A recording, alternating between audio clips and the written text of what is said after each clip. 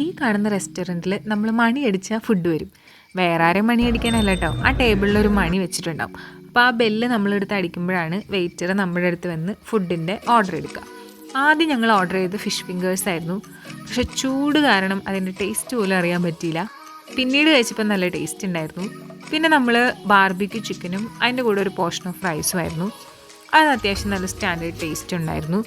Especially അതിലുണ്ടായിരുന്ന chicken, അതിൻ്റെ ആ ഒരു മാരിനേഷൻ, അതിൻ്റെ സ്പൈസി, അത് അടിപൊളിയായിരുന്നു. നല്ല ടേസ്റ്റ് ഉണ്ടായിരുന്നു. എനിക്കത് ഭയങ്കരമായിട്ട് ഇഷ്ടപ്പെട്ടു.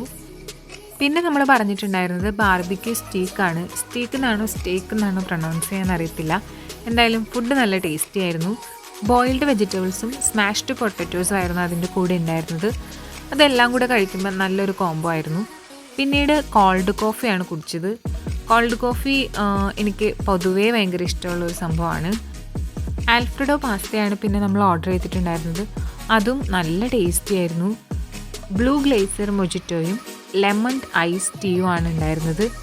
അപ്പോൾ ഞാൻ അതിനകത്ത് ഏതാണ് നല്ലതെന്ന് നോക്കുവാണ്.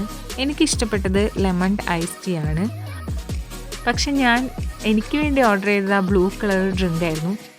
ലെമൺ ഐസ് ടീ ട്രൈ ചെയ്യാത്തവർ ഒരു പ്രാവശ്യമെങ്കിലും ട്രൈ ചെയ്ത് നോക്കണം കേട്ടോ, നല്ല ടേസ്റ്റാണ്.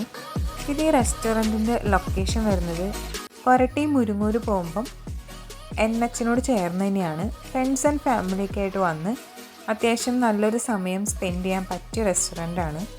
റെസ്റ്റോറൻറ്റിൻ്റെ അകത്ത് ചെറിയ മ്യൂസിക്കെല്ലാം പ്ലേ ചെയ്തിട്ടുള്ളതുകൊണ്ട് നല്ല റിലാക്സിങ് അറ്റ്മോസ്ഫിയർ ആയിരുന്നു.